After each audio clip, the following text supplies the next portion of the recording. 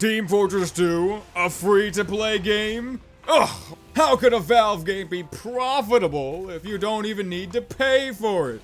Well, it was, even more so than before. And a similar system went on to be used in Steam's most popular game, Dota 2. Maybe you've heard of it. For a long time, TF2 has been used as a testing ground of sorts to see what could potentially work for other games. And if memory serves me, even both the Steam Workshop and the Steam Market started off only allowing TF2 items. But probably the height of this innovation was probably the 2009-ish to 2012-ish era.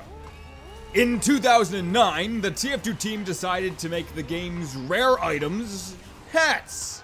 Because for the most part, the classes don't put their hands above their heads. And they didn't want to mess with any animations. Practical. Even though hats were probably more of a accidental success than some huge money-making scheme, cosmetic items did end up seeping into other games. You know, Dota 2, to some extent CSGO with its skins, and who can forget the massively popular robot enrichment in Portal 2. The whole backpack, hat, and taunt setup in Portal was obviously very much so inspired by TF2's, even if it didn't work out quite so well in that game. Hey, one other person, check out my sick hat that you'll never see again after we beat co-op. Hey, it can't work every time. There are some things even hats can't do. Then of course you've got a store, crates, and keys, which are now standard in one form or another in most of Valve's multiplayer games. Promotional items, community-created items, a free-to-play system that doesn't put free players at a disadvantage, mostly. You name it. Trading is another big one. It seems kind of like an obvious thing these days, but it was tested in TF2.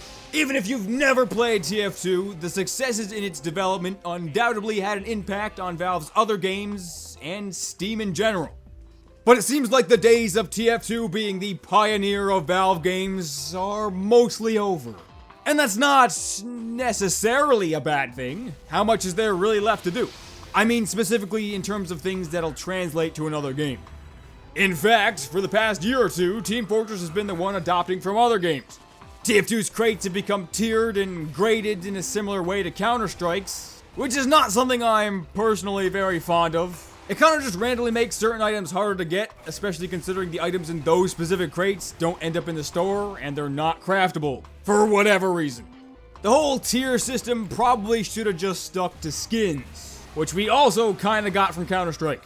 But really, they're basically just hats for your gun. Maybe that's the next big breakthrough. Gun hats! There's your billion-dollar idea. The style! Oh, and we also got inspect animations. That's kinda neat. In fact, a lot of the gunmetal update from 2015 introduced things that were reminiscent of Counter-Strike, with the ability to pick up dropped weapons being pretty much the only game-changing one. Not that that is something exclusive to Counter-Strike, but still. The whole weapon pickup system was not really something TF2 ever needed, but it's kind of a nice touch, even if you're probably not going to use it very often. When the game has as many unlockable weapons as it does, it seems kind of like an outdated concept to just have them count as ammo. Picking up new weapons during battles, a fairly common thing in shooters. It's just nice to have the option. Especially considering all weapons aren't available to new players from the start, which is also kind of an outdated concept itself, but whatever. TF2 it's a pretty old game. In the time since it came out, competitive gaming got a whole lot bigger, and TF2's quick play and server searching were kind of starting to show their age, even if there was pretty much nothing wrong with it. In the Meet Your Match update in 2016, TF2 got casual and competitive matchmaking, again appearing to take some inspiration from CSGO. Unfortunately, it was handled pretty poorly. Trying to give TF2 a matchmaking system more in line with modern-made games is not inherently a bad idea, but I think we could all agree it was not handled as smoothly as it should have been. And realistically, it probably should have come quite a bit earlier in TF2's development. Now, this isn't to say they aren't still trying new things. Some of it has always just been throwing mud at the wall to see what sticks. Fairly recently, we've even seen the beta for Manpower and Pastime kind of pop up out of nowhere, with Pastime being developed by Bad Robot, which is still weird to me. And even though both those modes aren't super popular now that they're out, at least they tried, right? Going on 10 years worth of constant additions and changes, while they've accomplished a lot and improved the game as a whole, have left TF2 a bit bloated.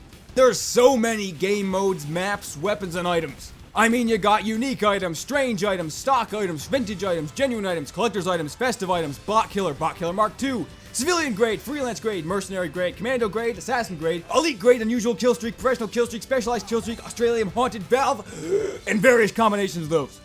And while having all of this isn't a bad thing at all, it leaves a ton to be updated and maintained by a most likely understaffed TF2 team. Popular game modes like Man vs. Machine haven't been updated in years, the training mode is still incomplete, they kind of abandoned the idea of chemistry sets and taunt crates, certain maps are still missing for matchmaking, and that old replay system is still kind of around without being updated in years. Since TF2 came out, it was planned to be an ongoing project with a lot of changes, which is probably how it ended up being the guinea pig of Valve. The test subject, the pioneer, if you will. And that's a big reason why it's still relevant today. Valve was able to use the successes of Team Fortress 2 to improve on their other games, and then later on vice versa. And hey, that's pretty good. And you know what? I even hear that Portal 2 is getting trading real soon.